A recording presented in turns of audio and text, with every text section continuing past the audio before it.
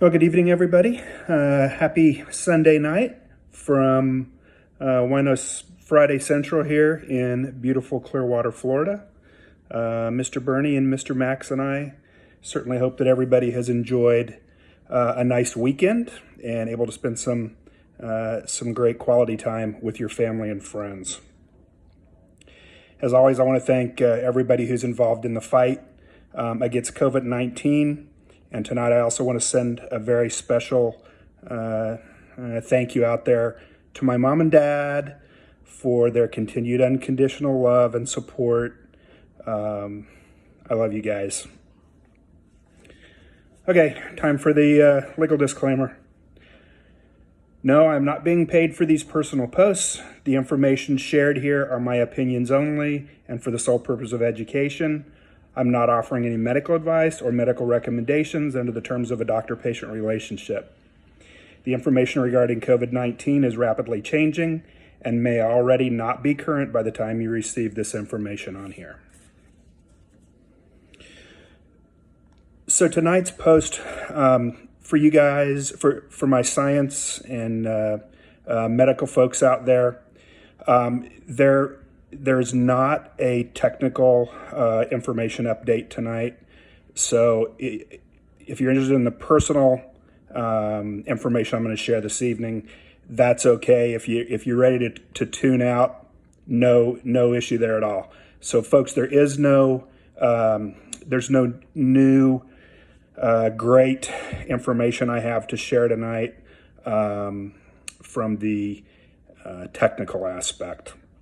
So tonight's post is more of a personal post tonight.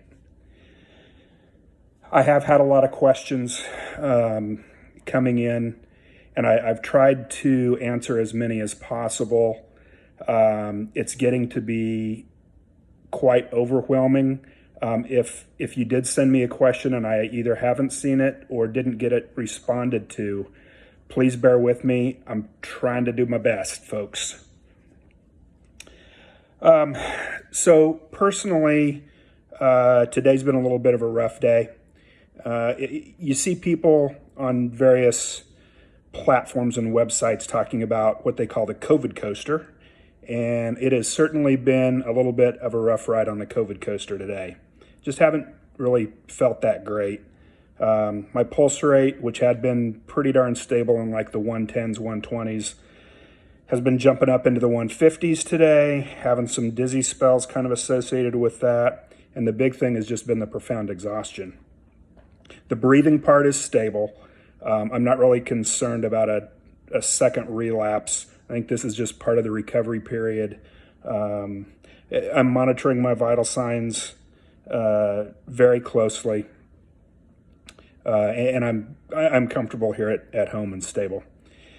So it has made me realize, and several close friends, former mentors, college friends have reached out to me today and said, you know, Nick, in your last couple of posts, watching you, it's starting to become evident that you're kind of getting run down and you need to back off a little bit and try to rest a little bit more and take care of yourself. So the way I felt today, it's definitely, it's made me realize that my passion and my mission about getting education out there into our communities about safety and guidelines, I'm still on that mission, and I still want to try to provide relevant information on the technical side to all of you as possible.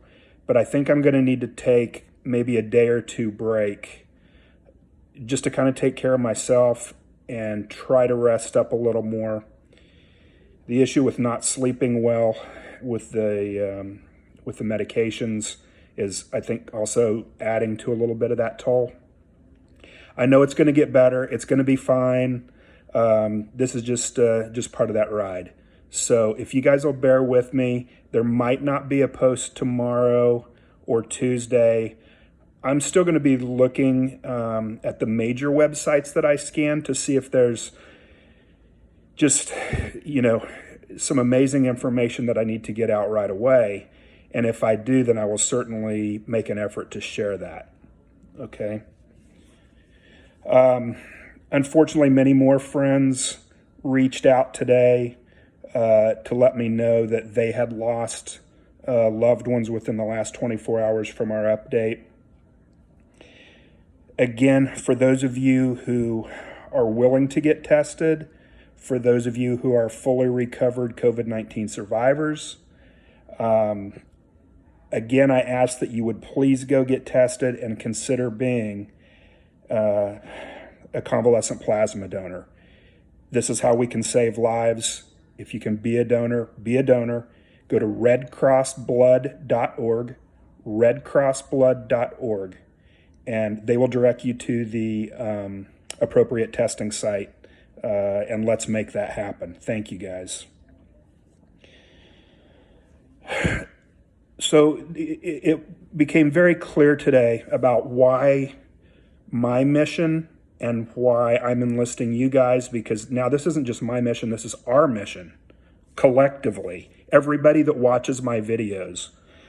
This is about getting the message out to our communities about safety, about following current guidelines, and about doing the right thing, not just for yourself, but for your neighbors and for your communities and the people that you love and care about out there. I had a message today from one of my very, very dear friends at Bethany College talking about the impact that COVID-19 had in their little town. As an example, their skilled nursing facility there is a 36-bed facility. They did have an outbreak in that facility that resulted in 7 deaths so far. That's almost 20% of the residents of that skilled nursing facility in that small town in central Kansas.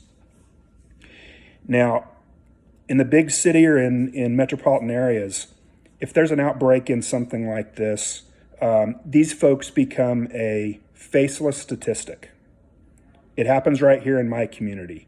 We get an outbreak, I get an update through the news about, so many people died at a certain facility. Well, I don't know most of these people unless they were one of my patients or unless I've been notified by a family member that had that effect on them.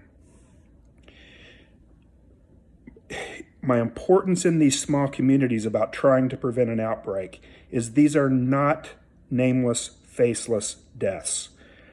These are, the people that you grew up with in the community. These are your friends. This is your uncle or your aunt or your cousin. These are the people who own the businesses where you shop growing up. This was your neighbor down the road that you got milk from or eggs from. These are the people that helped raise you out there. They helped to support what you did. Here is your opportunity to try to help protect those who are most vulnerable in your community, including the healthcare workers that are there. Now, I borrowed a little, I don't call it a quote, I guess, that I had seen on Facebook today, and I've reposted it. And it's probably one of the most pertinent messages that we need to get out immediately. So I ask that you all share it if you've not seen it yet on my wall. I ask that you would jump on there, share it to your own wall, so that whoever your family and friends are on your own Facebook page will get this message. We have got to get this message out here, folks. We're getting into problems in a lot of areas, including right here in my beautiful Florida. So here's what it says. We, the healthcare workers, are not your frontliners any longer. We are your last line of defense. You, my fellow people, are the frontliners now. The war has shifted to the community, and it is up to you. This cannot be won in the confines of the hospital. Now, I can't take credit for that. Whoever wrote that, You have my sincere appreciation for sharing that. I don't think more important words can be heard by anyone in any community right now. Again, it comes down to being a responsible citizen, about doing the right thing, about wearing your mask when you should be wearing it, about taking necessary precautions and following local, regional, and national guidelines. So I'll sign off tonight. It's a little shorter post than usual because like I said, I apologize for not having a technical aspect. I just didn't feel up to it today, folks, and I apologize for that. So as always, have a great night tonight. I wish you all a very, very good, safe work week for those of you returning to the regular Monday through Friday jobs. Be safe. Be kind to one another. Be kind to yourselves. God bless you guys. I promise I will be back soon. But I need to have a little rest. So have a great night. God bless y'all. We'll talk soon. Bye-bye.